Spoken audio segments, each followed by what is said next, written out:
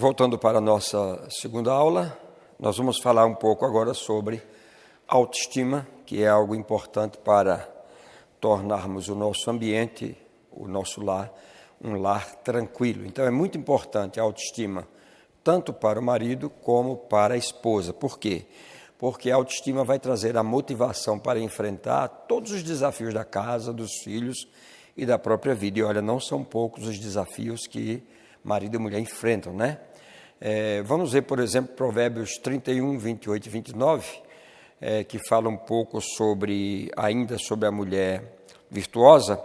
A Bíblia fala sobre honestidade e respeito. Então, são duas coisas também que geram autoestima no relacionamento. Então, não traz danos quando nós admitimos, tanto marido como mulher, os nossos erros e os nossos fracassos, e não precisamos mentir um para o outro. Temos que falar a verdade, porque onde há transparência, haverá sempre coerência. Então, é necessário nós respeitarmos mutuamente os sentimentos um do outro, respeitar momentos, né? Porque eles vão trazer compartilhamento das necessidades que nós temos. Se nós respeitarmos, vamos ver que as nossas responsabilidades serão compartilhadas e chegaremos todos a um denominador comum. Falando um pouco ainda sobre sexo para homem e mulher, vamos ler o que o apóstolo Paulo escreveu e depois eu dou o texto bíblico. A Bíblia diz assim: o marido conceda à esposa o que lhe é devido e também, semelhantemente, a esposa ao seu marido. A mulher não tem poder sobre o seu próprio corpo, diz a palavra, e sim o marido. E também, semelhantemente, o marido não tem poder sobre o seu próprio corpo, e sim a mulher. Paulo continua dizendo: por isso não vos priveis um ao outro, salvo talvez por mútuo consentimento, por algum tempo, para vos dedicardes à oração e novamente vos ajuntardes, para que Satanás não vos tente por causa da incontinência. Deixa eu abrir um parênteses aqui. Quando Paulo diz que você para a vida sexual por um momento para oração, não é porque o sexo é impuro, é porque você se concentra mais naquilo que você vai fazer, ok? Porque quem criou o sexo foi Deus. Agora, esse tempo não pode ser um tempo longo, porque aí as necessidades vão se avultar, ou no marido ou na mulher, e aí o diabo entra tentando trazer alguma coisa para dar solução àquilo. Isso vai terminar em pecado e em adultério. Paulo continua para terminar dizendo: isto vos digo como concessão e não por mandamento. Então, já falei para vocês sobre concessão, não é? Concessão é algo que a lei não aclara, mas o apóstolo diz, ele fala sobre aquilo e diz: a partir de agora vamos fazer. Então, esse processo que eu acabei de falar é uma concessão apostólica. O texto que eu li é 1 Coríntios, capítulo 7, versículos de 3 a 6. Bem, o sexo é mais do que um privilégio no casamento. É uma obrigação matrimonial. Isto é, marido e mulher, ambas as partes têm esse mandamento do Senhor para executarem essa bênção no matrimônio. A Bíblia diz que o marido deve sexo à esposa e a esposa deve sexo ao marido. Caso um dos dois não dê, estarão em dívida e estarão em pecado, porque estão defraudando um ao outro. É nesse item que muitos casamentos desabam, vem o fracasso, porque um está negando ao outro por situações que acontecem, às vezes não é por oração. Aí começam a negar e os problemas começam a surgir. O texto de 1 Coríntios, capítulo 7, ele nos mostra o padrão neotestamentário para relacionamentos entre homem e mulher na nova aliança e responde praticamente a todas as questões sobre o assunto que nós falamos, como está escrito, justamente com esse propósito. Qual é o propósito? Trazer respostas aos cristãos, tirando dúvidas, mostrando as regras, tanto para casados, como para solteiro e como para viúvos. Alguns princípios que extraímos desse texto que nós lemos, eu vou falar para vocês agora. Primeiro é que sexo, eu disse, é uma obrigação matrimonial e não uma opção, ok? Tanto mulher quanto homem não podem ter autoridade sobre o corpo do outro. Foi isso que nós falamos na aula passada? Não. Tanto mulher como homem têm poder um sobre o outro. Esse é o fato certo e correto da palavra. Agora, cuidado. Liberdade é diferente de libertinagem. Existem coisas que não são próprias de um relacionamento. São apenas fantasias, coisas obscuras e que nós devemos ter cuidado. Então, nós não podemos nos abster um ao outro, negar sexo um ao outro, porque ambos se tornaram uma só carne. Agora, cuidado para exercer as obrigações do casamento, matrimonialmente e sexualmente, dentro dos padrões de Deus. Bom, isso não quer dizer que se você quiser, você pode machucar, abusar de sua esposa ou do seu marido. Cuidado. Há um equilíbrio em tudo que Deus determina. Eu tenho dito aula após aula que a Bíblia ela é um livro de equilíbrio. Então, se você percebe no seu relacionamento sexual que tem algo que está trazendo dano, que está machucando o seu cônjuge e pressionando para alguma situação, você deve parar e colocar isso diante de Deus, porque certamente você terá problema. Então, marido e mulher devem estar atentos aos limites e às necessidades sexuais um do outro. Ou seja, marido e mulher não devem privar-se um ao outro do sexo. Porque lemos que Satanás pode trazer tentação por causa dessa incontinência. Eu já aconselhei pessoas, aqui não vou dizer quem nem nome, mas são pessoas que foram privadas sexualmente. Por exemplo, uma mulher jovem de 32 anos, privada pelo marido sexualmente. Ela chega no seu trabalho e o seu chefe a vê de cabeça baixa e vai perguntar o que é que está acontecendo. Num primeiro momento, claro que ela não vai dizer, mas água fina em pedra dura, tanto bate até que fura, ela está chateada ou magoada por alguma razão, ela termina conversando, ele chama para um almoço e o próximo passo você já sabe o que é que vai acontecer. Então, tenha cuidado para que vocês possam se alimentar mutuamente daquilo que a palavra nos diz. A palavra também nos disse que toda exceção tem uma regra, e a regra aqui o que é? Salvo mútuo consentimento para poderem estarem separados por um pequeno tempo para se dedicarem à oração. Isto é, quando os dois estão de acordo nesse propósito de orar, porque pode ser que não haja acordo. Se não houver acordo, não devem fazer. E por quanto tempo? A Bíblia diz, por algum tempo. Isso indica que deve ser um tempo mínimo e, novamente, vocês voltarem a ter os seus compromissos sexuais junto um com o outro. Outra coisa interessante é falar sobre a frequência sexual.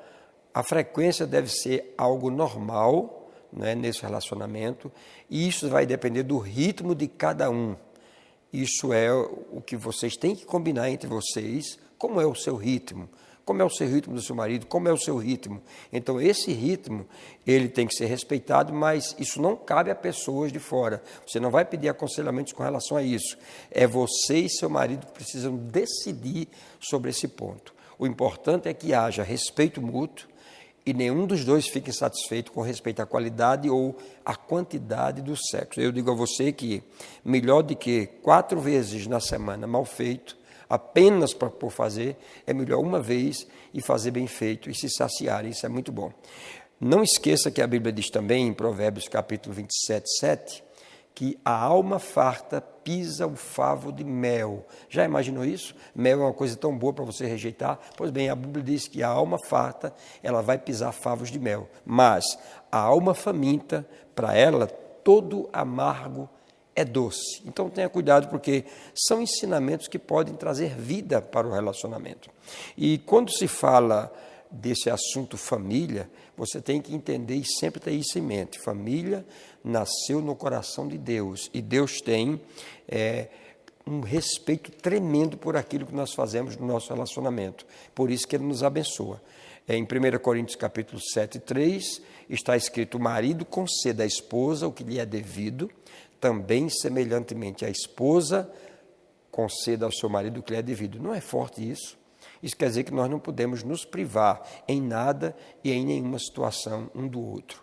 Eu vou ler para vocês também o livro de Deuteronômio, capítulo 24, versículo 5, só para você ver como Deus leva a sério essa questão do casamento do homem e de uma mulher. Eu vou te falar de leis humanitárias, leis de caráter humanitário que foram estabelecidas por Deus lá na Velha Aliança. A Bíblia diz assim: o homem recém-casado não sairá à guerra, nem se lhe imporá qualquer encargo. Por 1 ano ficará livre em casa e promoverá felicidade à mulher que tomou. Olha que coisa séria, você passar 1 ano em casa, de lua de mel. O que é que diz isso a você? Primeiro, esse cuidado de Deus, que é importante. Qual é a segunda coisa? Que você tem que casar com suprimento. Como é que você vai passar 1 ano cuidando da sua esposa, alimentando-a nessa área, se você não tem condição financeira? Isso não é sério. Não é bom a gente pensar nesse caso que nós acabamos de ler. É 1 ano livre de guerra, livre de qualquer coisa, né, para cuidar de sua esposa, para viverem aquele tempo que Deus determinou. Olha que maravilha, olha como Deus leva a sério essa questão no casamento.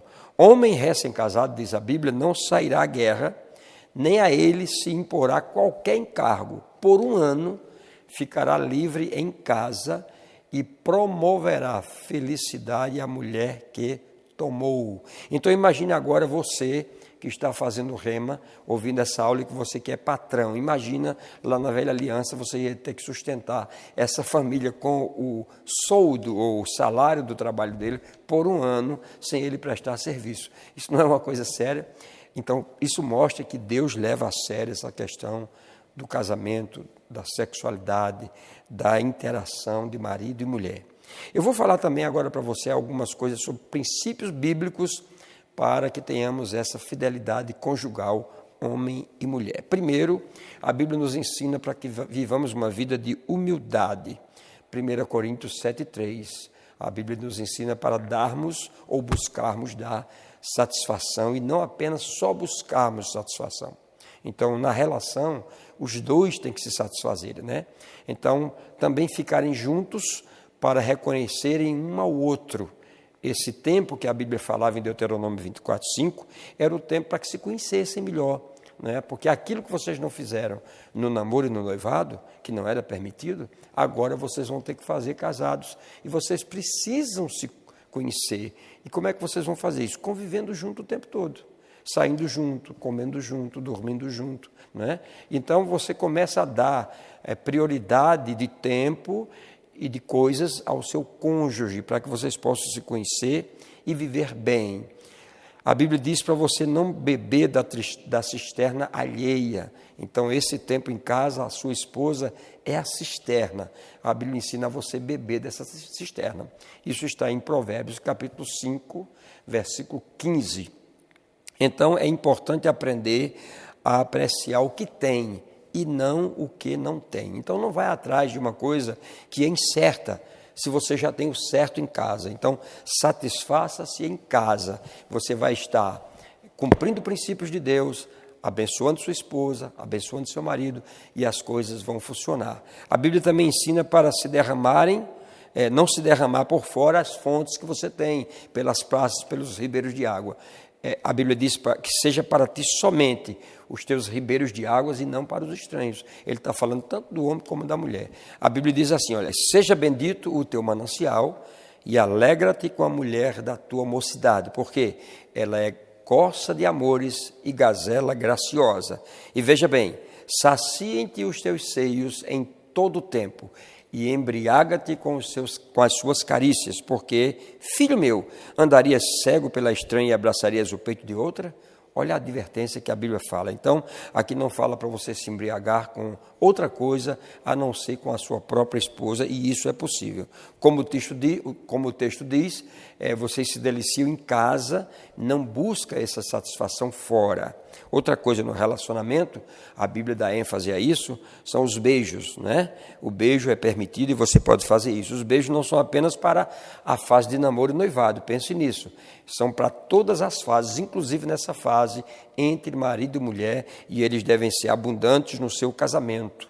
A outra coisa que eu falei na aula passada foi que elas devem ficar bonitas, enfeitarem-se. Esses enfeites atraem o seu cônjuge, né? E isso traz também um prazer. É muito importante você estar vendo sua esposa bem adornada, bonita, né? Isso vai com certeza despertar o amor, vai trazer elogios da sua parte para com a sua esposa e vice-versa, porque o homem também deve ter asseio, deve estar bem arrumado, sempre perfumado, é muito importante.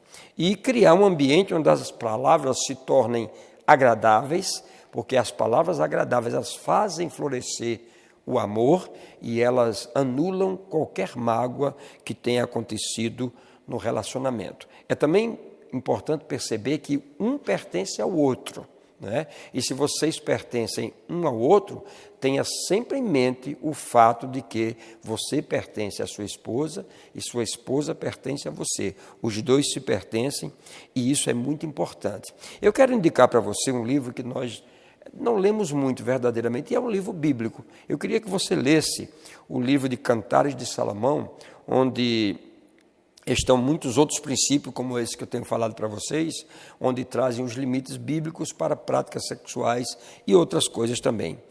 O sexo ele tem sido propagado em nossa cultura, a cultura de hoje principalmente, como uma forma livre e promíscua.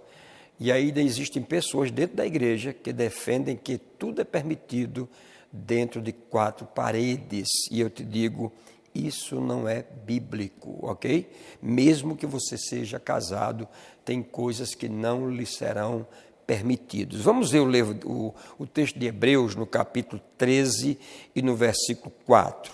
Diz a Bíblia assim: digno de honra entre todos seja o matrimônio, bem como o leito sem mácula, porque Deus julgará os impuros e os adúlteros. Então, é impossível você, casado no seu quarto, fazer impurezas e adultérios em coisas que não deveriam ser feitas. Então, preste atenção que é bem séria essa questão e nós temos que atentar para os padrões bíblicos. Entre eles, tem 2 aqui que nós vamos falar. O primeiro, um matrimônio cheio de honra e um leito sem mácula. Então, são 2 coisas que nós temos que prestar bem atenção para não cairmos em erro. É possível ter um leito sem mácula, ok? Ou um leito maculado, mesmo dentro do matrimônio. Por isso, nós devemos buscar sempre a orientação bíblica ou dos nossos líderes espirituais, alguém que você tenha uma confiança de conversar, para que possamos ter maior esclarecimento daquilo que é correto e que faz sentido de acordo com aquilo que nós estamos falando. Agora, é também importante que os líderes sejam assertivos em suas práticas diárias em relação ao assunto a tratar, para não serem desqualificados em seus aconselhamentos espiritualmente. Uma outra coisa também que a Bíblia nos dá como definição, e nós queremos avultar isso aqui, é o contexto de fidelidade, né? Fidelidade no casamento é um dever de ambas as partes. Você fez uma aliança e essa aliança precisa ter respeito e tem que ser um fiel ao outro, marido e mulher. A violação disso vai trazer grandes consequências, porque você está numa nova aliança, em superiores promessas. Então você tem que ter cuidado de andar como a regra da nova aliança, aquilo que Deus tem nos dito, amém? Homem e mulher, diz a Bíblia, tornar-se uma só carne. Então, quando você se une em matrimônio, exatamente isso está falando da prática sexual e ela não pode existir extraconjugalmente. O marido ou a esposa, se fizerem isso, eles vão estar quebrando uma aliança e o casamento terá grandes problemas. E a alternativa sempre será divórcio, uma coisa que Deus não quer. Então, é por isso que surge a infidelidade conjugal, quando não há um respeito à aliança que foi feita. Então, nós temos que ter cuidado, porque nós temos uma aliança, né?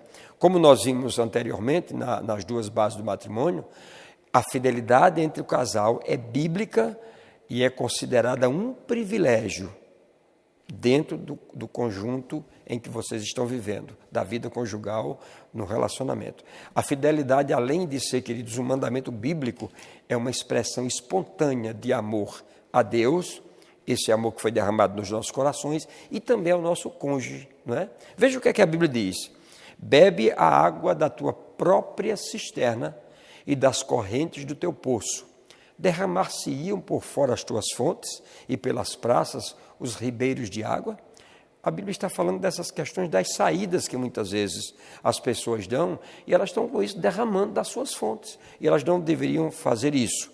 Sejam para ti somente, continua a Bíblia dizendo, e não para os estranhos contigo. Seja bendito o teu manancial, mais uma vez a Bíblia diz, e alegra-te com a mulher da tua mocidade. Por quê? Porque ela é corça de amores, gazela graciosa. Diz a Bíblia ainda, sacia em ti os seus seios em todo o tempo e embriaga-te com as suas carícias. Não tenha nenhum medo de ficar ébrio lá no seu quarto junto com sua esposa. Não é pecado, não tem nenhum problema. A Bíblia continua dizendo, por que, filho meu, andarias cego pela estranha e abraçarias o peito de outra? Porque os caminhos do homem estão perante os olhos do Senhor, e Ele considera todas as suas veredas. Entenda isso. Deus está vendo como chama de fogo que estás fazendo escondida entre o povo. Não se pode esconder da presença de Deus, porque dos altos céus tudo Ele vê. Esse texto de Provérbios, capítulo 5, que eu li, começa com uma advertência acerca do dever do homem de se prevenir em relações com relação ao adultério, né? E evolui também para a exortação, sugerindo ao marido que mantenha o interesse pela própria esposa. E ele diz como isso, a esposa é a mulher da tua mocidade. A Bíblia é cheia de advertências em relação ao adultério. Então, nós só vamos cair se nós não olharmos para a palavra. Leia Provérbios capítulo 5, 8, Provérbios 6, 32 e Mateus 15, 19. Diz a Bíblia assim, ou não sabeis que os injustos não herdarão o reino de Deus? Não vos enganeis, nem impuros, nem idólatras, nem adúlteros, nem efeminados, nem sodomitas herdarão o reino dos céus. 1 Coríntios 6, versículo 9. Então, essa advertência figura também em um dos 10 mandamentos da lei, onde diz, não adulterarás, Êxodo 20, 14, e Deuteronômio 5, 18. Na lei, o adultério era punido com morte, era veemente o castigo, né? Levíticos 20, 10. Então, por que isso acontecia? E por que não deve acontecer hoje o adultério? Porque o casamento, ele é uma figura do relacionamento entre Deus e o homem. Sabe, queridos, deixa eu te dizer uma coisa. Jesus, quando estava aqui na terra, ele andou aqui e o que ele fez de bom não era para mostrar que ele era bonzinho.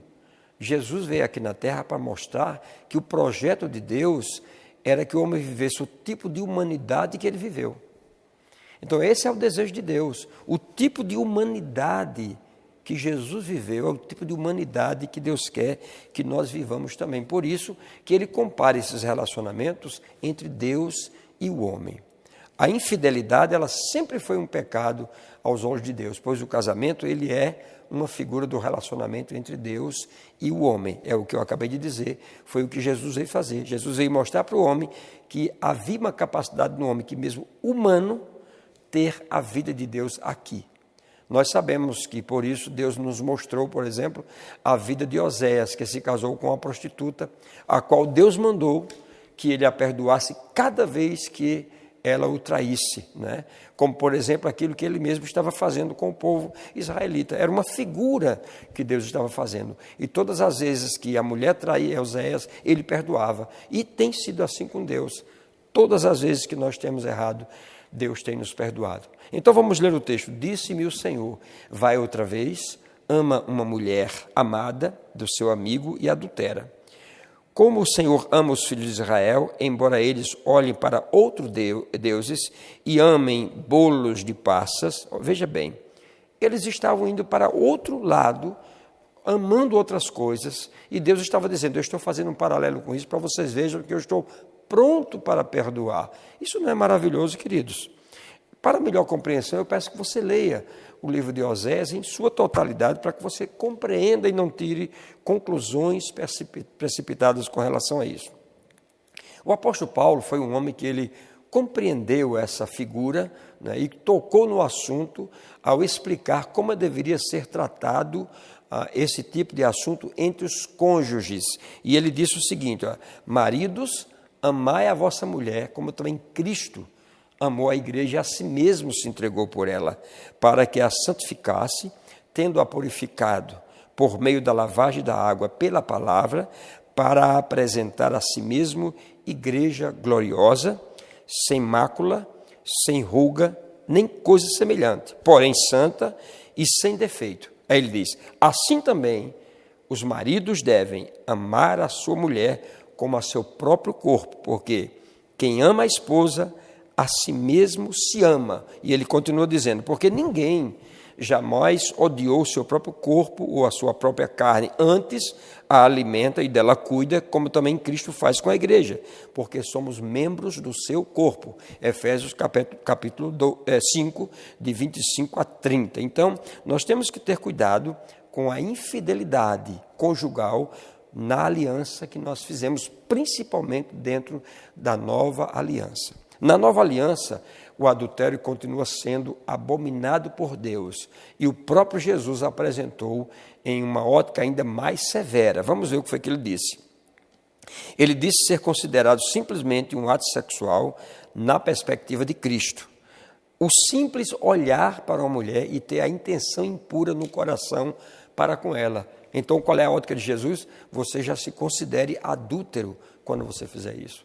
Então, irmãos, é muito sério, né? Na nova aliança, esse pecado toma outras proporções maiores ainda. Então, você não pode dizer, não, nós estamos na graça. Veja, na graça, o Evangelho, Jesus Cristo, Paulo e outros discípulos trataram essa questão como uma questão fundamental, que nós devemos nos esquivar dela em nome de Jesus, amém? Então, como uma criatura cheia da vida de Deus, que somos nessa nova aliança, nós somos responsáveis pelo que nós pensamos, pelo que nós fazemos, né? Pelo que nós colocamos diante de nós, porque hoje nós temos uma posição de autoridade, nós somos sacerdotes do nosso lar e temos uma responsabilidade espiritual de levar a nossa vida junto com Deus, não deixando as intenções do nosso coração se tornarem erradas, não é? Seus membros, os nossos membros, são considerados como meros instrumentos de justiça ou injustiça, depende de como nós usamos, não é? Então temos que ter cuidado com os nossos membros para não fazermos com ele as coisas erradas. A Bíblia nos alerta dizendo, não ofereçais cada um dos seus membros do seu corpo ao pecado como instrumentos de iniquidade, mas oferecei-vos a Deus como ressurretos dentre os mortos e os vossos membros a Deus como instrumentos de justiça. Então, essa é uma decisão nossa. Ele nos fez como instrumentos de justiça, mas sou eu que faço. Essa é a minha parte. Por isso que eu tenho que ter cuidado com aquilo que eu estou fazendo com o meu corpo. Por quê?